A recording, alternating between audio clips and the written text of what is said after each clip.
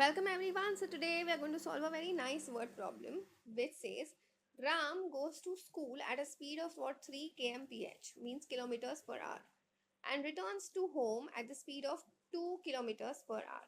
If he takes 5 hours in total, what is the distance between the school and home? So please understand here you will remember the formula which is what speed equals to distance upon time.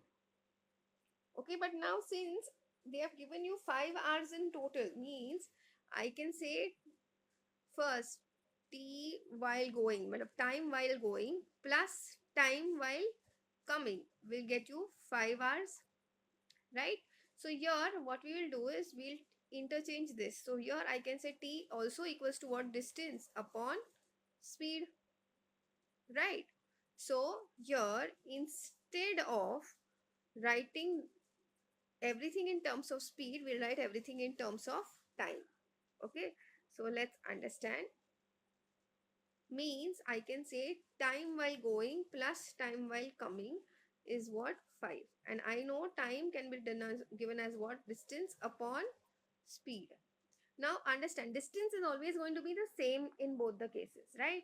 So we'll keep distance as d and speed while going plus distance upon speed while coming equals to 5.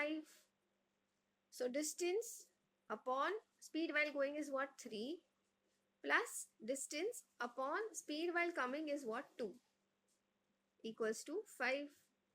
So now taking LCM, I will have 2d plus 3d upon 2 into 3, that is what 6 equals to 5.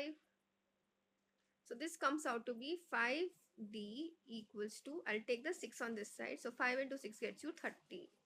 Dividing both sides by 5, I will eventually get my total distance as nothing but what? 6 kilometers. Okay.